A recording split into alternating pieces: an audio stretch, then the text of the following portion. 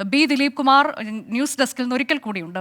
ദിലീപ്, ഇപ്പോൾ ഈ കാര്യത്തിൽ അന്ന് പി ജയരാജൻ നൽകിയ പ്രതികരണം, രാഷ്ട്രീയ നേതാക്കളുമായുള്ള കൂടിക്കാഴ്ച, അതിൽ അസ്വാഭാവികതയില്ല. താനൊരു രാഷ്ട്രീയ നേതാവാകുമ്പോൾ പലരും തന്നെ വന്ന് കൂടിക്കാഴ്ച നടത്തും, അതിൽ എന്തൊക്കെയാണ് പറഞ്ഞത് തുടങ്ങിയ കാര്യങ്ങളൊക്കെ അദ്ദേഹം വ്യക്തമാക്കുന്നുണ്ട്. ആക്കുളത്തെ മകന്റെ ഫ്ളാറ്റിലേക്ക് എത്തുകയായിരുന്നു, അതുവഴി കടന്നു പോയപ്പോൾ കയറുകയായിരുന്നു എന്ന് പറഞ്ഞു. പിന്നീട് എങ്ങനെയുണ്ട് രാഷ്ട്രീയം എന്ന് ചോദിക്കുമ്പോൾ അതൊക്കെ പിന്നീട് നമുക്ക് പറയാം, അതൊക്കെ അങ്ങനെ നടക്കുന്നു എന്ന തരത്തിലേക്ക് പറഞ്ഞുകൊണ്ട് താൻ അവിടെ നിന്ന് പോയി എന്നൊക്കെയാണ് പറയുന്നത്. പക്ഷെ അപ്പോൾ പോലും ഇത് വളരെ അലസമായ രീതിയിലുള്ള മറുപടിയാണ് അദ്ദേഹത്തിന്റെ ഭാഗത്ത് നിന്ന് വന്നിട്ടുള്ളത്. ഗൗരവതരമായൊരു വിഷയമായി ഇത് ഉയർന്നു വരുമ്പോൾ ആ കൂടിക്കാഴ്ച ഒരു തരത്തിലും അനുകരണീയമല്ല എന്നുള്ളത്, അത് ആ സന്ദേശം തന്നെ നൽകുക എന്നുള്ളതല്ലേ ഇപ്പോൾ ഇങ്ങനെ ഒരു നടപടിയിലൂടെ CPI ലക്ഷ്യം വയ്ക്കുന്നത്?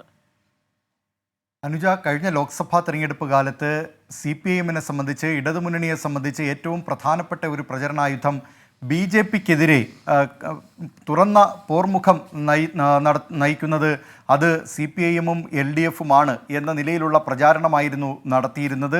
മാത്രമല്ല, ആ തെരഞ്ഞെടുപ്പിന് തൊട്ടു മുമ്പ് കൊല്ലം MP ആയിരുന്ന NK പ്രേമചന്ദ്രൻ, അദ്ദേഹം വീണ്ടും തെരഞ്ഞെടുപ്പിൽ ജയിച്ചിട്ടുണ്ട്.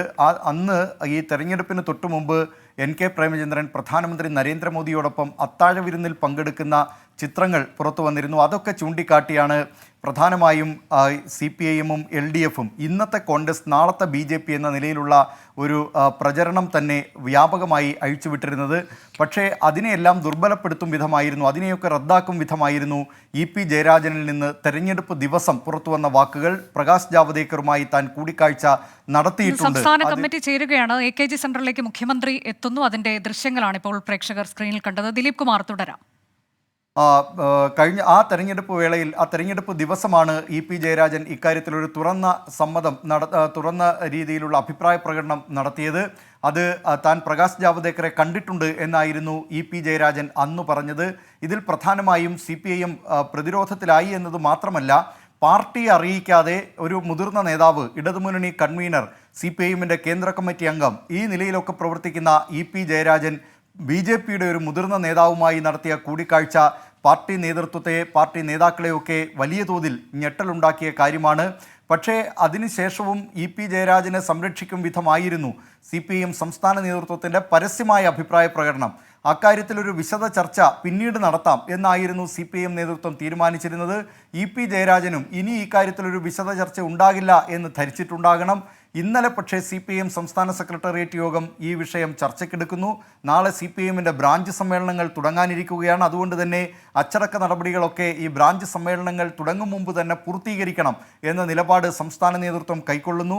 രാവിലെ തുടങ്ങിയ സംസ്ഥാന സെക്രട്ടേറിയറ്റ് യോഗം ഇന്നലെ വൈകിട്ടാണ് അവസാനിച്ചത്. സാധാരണഗതിയിൽ അത്തരത്തിൽ യോഗം നീളുന്ന ഒരു പതിവില്ല. ഏതായാലും ഈ യോഗത്തിൻ്റെ വിവരങ്ങൾ ഇന്ന് രാവിലെ 24-ൽ തന്നെ, രാവിലെ തന്നെ good morning with Sreekandan Nair ഷോയിൽ തന്നെ ഈ കാര്യം പുറത്തു കൊണ്ടുവന്നു. ഈ വാർത്തകൾ എന്താണ് ഇന്നലെ CPIഎം സംസ്ഥാന സെക്രട്ടേറിയറ്റിൽ സംഭവിച്ചത് എന്ന വിവരങ്ങൾ പുറത്തു കൊണ്ടുവന്നു. അത് പി ജയരാജനെ LDF കൺവീനർ സ്ഥാനത്ത് നിന്ന് നീക്കാനെടുത്ത തീരുമാനമായിരുന്നു. മാത്രമല്ല, പി ജയരാജൻ ഈ സെക്രട്ടേറിയറ്റ് യോഗത്തിന് നിൽക്കാതെ അദ്ദേഹം കണ്ണൂരിലെ വീട്ടിലേക്ക് മടങ്ങി എന്ന കാര്യം കൂടിയായിരുന്നു. സംസ്ഥാന സമിതി യോഗം ഇന്ന് തുടങ്ങാനിരിക്കെ അതിന് തൊട്ടു മുമ്പാണ് അദ്ദേഹം പോയത്. ഇന്നലെ സെക്രട്ടേറിയറ്റ് യോഗത്തിൽ വലിയ തോതിലുള്ള വാക്കേറ്റം പി ജയരാജനും അതോടൊപ്പം തന്നെ ജയരാജനെതിരായി നിലകൊണ്ട നേതാക്കൾ, പ്രത്യേകിച്ച് മന്ത്രി VN വാസവനെ പോലുള്ളവർ പരസ്യമായ ഇന്നലെ സെക്രട്ടേറിയറ്റ് യോഗത്തിൽ തുറന്ന നിലപാടാണ് എടുത്തത്. അതുകൊണ്ട് തന്നെ ഇവർ തമ്മിലുള്ള വാക്കേറ്റവും ഇന്നലെ സെക്രട്ടേറിയറ്റ് യോഗത്തിൽ ഉണ്ടായിരുന്നു. ഇന്ന് രാവിലെ 7 മണിക്കുള്ള എയർ ഇന്ത്യ എക്സ്പ്രസ് വിമാനത്തിലാണ് കണ്ണൂരിലേക്ക് പി ജയരാജൻ പോയത്.